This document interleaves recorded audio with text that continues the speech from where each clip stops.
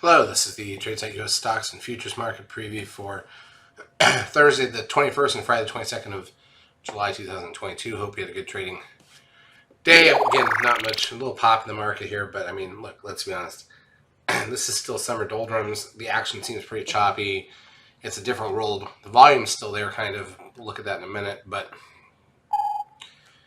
look, this is how summer plays out, right? You got a couple weeks left, and we all get back to work, so it is what it is.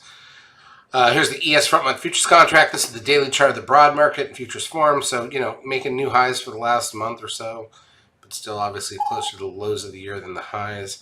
S&P cash up 23 points today. The NASDAQ 100 up 190.26. The SOX up 69.82, which is exciting. Biotech's up 1 point. Nothing there. Russell 2000 up 28 points. This thing's trying to make a comeback, but again, closer to the lows. Crude oil back down, still back under 100 or under 100, 99.04. Again, what's interesting about this is, we had a rise in oil prices building up to the war, and then we shot up on the war, and we're back up the last 2 or 3 days, maybe a bit, but we're still more at the lows of where the war started, which is interesting. It's still what's causing most of the inflationary problems because everything gets more expensive when there's a lack of oil and everything we need. But it's still, it's hard. It's not like oil's going to $180 a barrel right now. I mean, that's just reality. So we'll see what happens.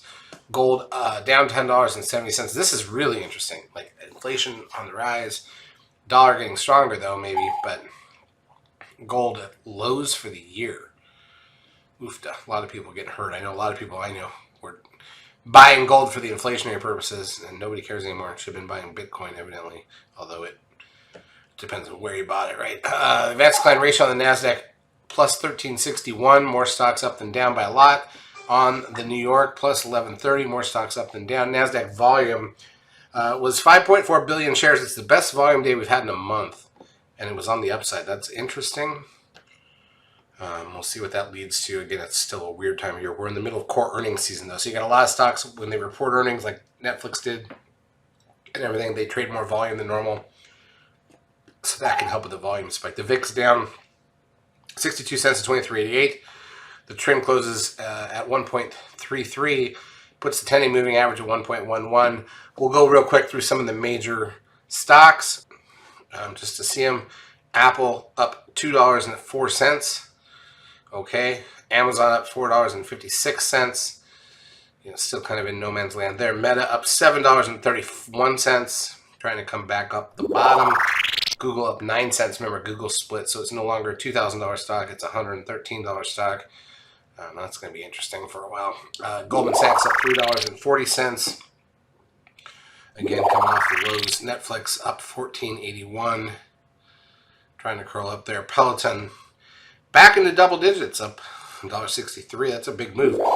It's a 10% move for Peloton, more than that, $11.03. TLT, the 20-year bond ETF, up 30 cents. Tesla up $5.91. Still really nowhere. I mean, near the lows. Zoom up $5 and a penny. This thing's been kind of trying to call back. Made its low back in May. The VXX down 28 cents. You got Bitcoin sitting just under 23,000. The Dow is up 47 points, which is nothing. Again, kind of a weak environment overall. And then if we look at the intraday action for the last couple of days, so, let's really look at this, right? If I go, the far left side here is last Friday, which was a bust because of the options expiration in July. We gap up Monday, dead flat, waste of time until after lunch, come back, fill the gap, close negative. Then we gap up Tuesday and head higher a little bit and just kind of drift. But again, there's no excitement here. You're just drifting, right? That's the whole problem. And then Wednesday, dead flat, little push up, whatever.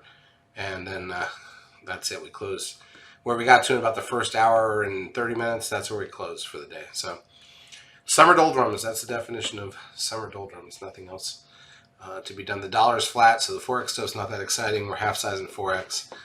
And it is what it is. In terms of economic data still left here in the U.S. for the week Thursday. Remember, we got a lot of earnings. We're in core earnings season, so don't forget that.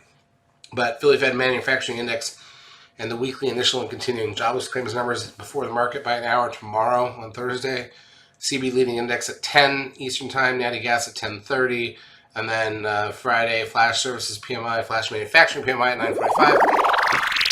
That's it. That's it for the week. And again, next week, probably not too much more exciting. It's still summer. Hopefully somewhere in August that we start to pick up. I think we're getting close, and things can get a little more interesting. As we head into the budget, that's always the big deal here in the United States, the budget for the federal budget in October and the lead up to it in September and everything that goes with. Charts as usual brought to you by eSignal. If you've not yet taken the trial of our services, feel free to do so. We will help you out for a couple weeks. Have a great trading Thursday and Friday.